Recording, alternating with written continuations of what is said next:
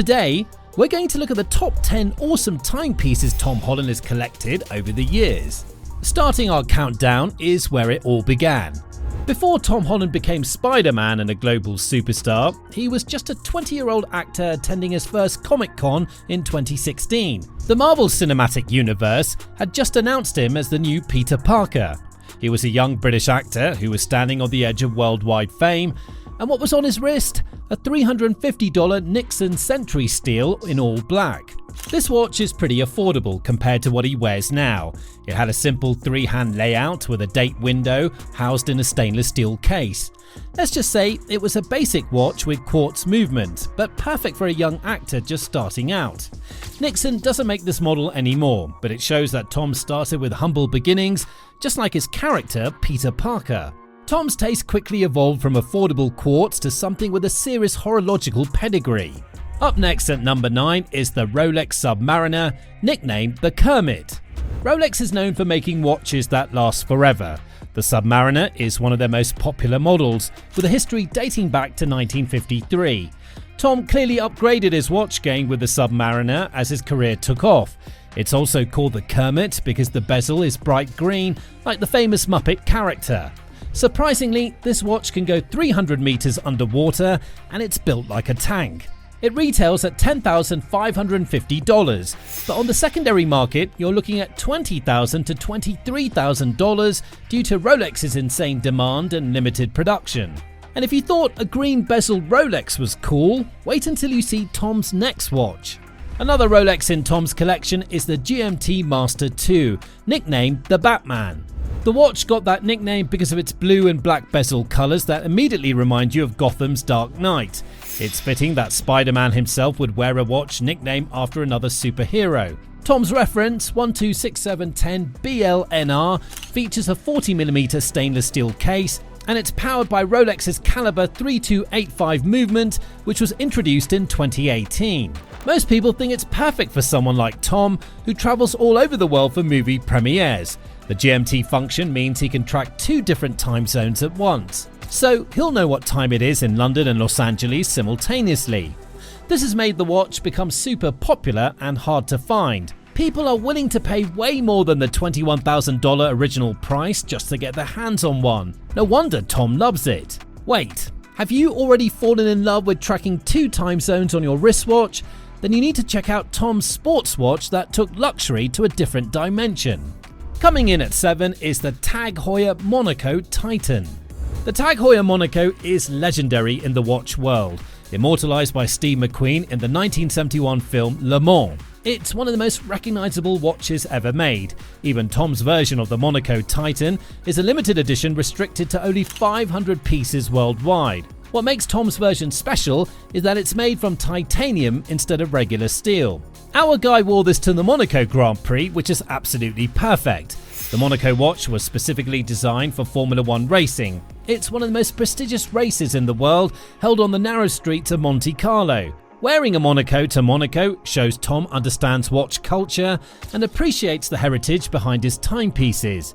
The original retail price was $11,400, but as a sold-out limited edition, expect to pay a premium on the secondary market. Now, coming up next is a watch that shows Tom's appreciation for fine French watchmaking and celestial complications. Swinging right into number 6 is the Drive de Cartier Moonphase. This is the kind of watch you wear to fancy dinners, award shows, film premieres and important events. It's not a sports watch, but is elegance and sophistication personified. Tom bought this when he was only 21 years old, shortly after Spider-Man Homecoming became a massive hit. For most 21-year-olds, dropping over $20,000 on a dress watch would be unthinkable, but Tom clearly understood that investing in quality timepieces was worth it. Actually, the Moonphase complication requires incredible craftsmanship. The movement must track the 29.5-day lunar cycle while maintaining accuracy for decades.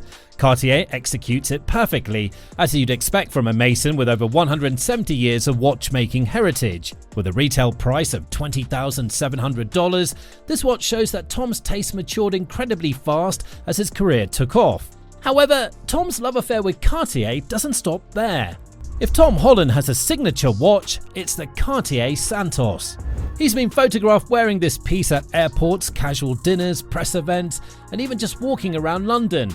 In interviews, he's called it a chameleon, a watch that works whether he's dressed up in a suit or dressed down in jeans and a t-shirt. Interestingly, the Santos has an incredible history that every watch enthusiast should know. In 1904, Brazilian aviator Alberto Santos Dumont complained to his friend Louis Cartier that he couldn't check his pocket watch while flying. Cartier responded by creating one of the world's first purpose-built wristwatches, the Santos. What's particularly cool is that Tom's Spider-Man co-star Jake Gyllenhaal is a Cartier brand ambassador and also has the same watch. The two have been photographed together wearing their Santos watches. Meanwhile, you can get the steel bracelet version at $9,800 and the leather strap version for $7,750. On the flip side, Tom also owns a skeletonized Santos and a Cartier Tank Americaine. It's safe to say he's a true Cartier enthusiast with multiple references from the Mason. Now, before we move on to the next watch, don't forget to like, subscribe and hit that bell icon so you never miss a video. At number 4 sits the king of chronographs. The Rolex Cosmograph Daytona is arguably the most sought after watch in the world right now, and Tom Holland owns one. Let's give you a little background history of the Daytona, shall we? It was introduced in 1963 and was designed specifically for race car drivers. For decades, it was actually unpopular and hard to sell. Then Paul Newman wore one and everything changed. Today, Paul Newman Daytonas sell for millions of dollars and modern Daytonas are impossible to find at retail. Tom's 116-500 LN was introduced in 2016, replacing the previous 116-520 reference. The main update was the Cerachrome ceramic bezel, which replaced the steel bezel. Now, the crazy part about this watch is that you can get it at $20,400 from Rolex. But because everyone wants one and they're so hard to get, people are paying over $70,000 for one piece. That's more than 4 times the original price. More reason Tom's Daytona is not just a watch, but a serious investment that continues to appreciate in value. But even a Rolex Daytona pales in comparison to the Swiss watchmaking royalty we have up next.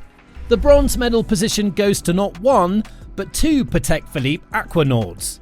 Tom Holland doesn't just own one Patek Philippe Aquanaut, he owns 2. And we're not talking about entry-level watches here. These are precious metal references that cost more than most luxury cars. Tom's first Aquanaut is the 5167R in 18-karat rose gold with a brown chocolate dial.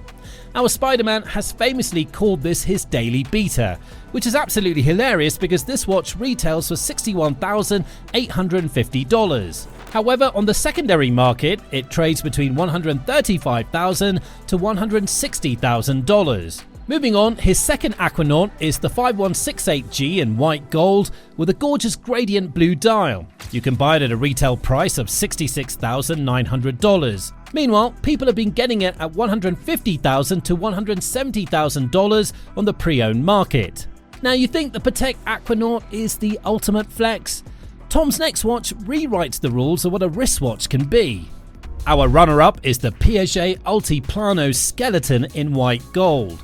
Piaget is famous for making incredibly thin watches, and this one shows off their skills perfectly. Tom wore this Piaget Altiplano skeleton to the 90th Academy Awards in 2018, and it's absolutely stunning. It's super thin, and the case is only 5.34mm thick. That's thinner than most smartphones. The whole watch is made of white gold and has a skeleton design, which means you can see right through it to watch all the tiny gears and parts moving inside. Actually, this watch is dressier than Tom's sports watches, but still modern and cool because of the see-through design. It costs $89,000 and shows that Tom has really sophisticated taste for someone so young. Still, at the very top of Tom's collection sits a watch that changes the scale entirely. And our number 1 spot goes to the Patek Philippe Perpetual calendar. This is the most complicated watch he owns. The Patek Philippe Perpetual calendar 5940R is made of rose gold and has a beautiful silver dial. But what makes it special is what it can do. A perpetual calendar means the watch knows the date, day, month, and even leap years. The case is 37mm wide but only 8.6mm thick. Inside you can see the movement through the back, and it's like looking at a tiny work of art. Unfortunately, this model has been discontinued, which makes it even more valuable. It sells for over $100,000 on the pre-owned market, and if Tom keeps making Spider-Man movies, we can only imagine what watches he'll add to his collection next. So, what do you think of Tom Holland's watch collection? Do you have a favourite? Let us know in the comments down below. Now, after seeing pieces like these, do you think watches really need to be extravagant to make a statement? Our next video on the Gates effect will answer that question. You won't want to miss it.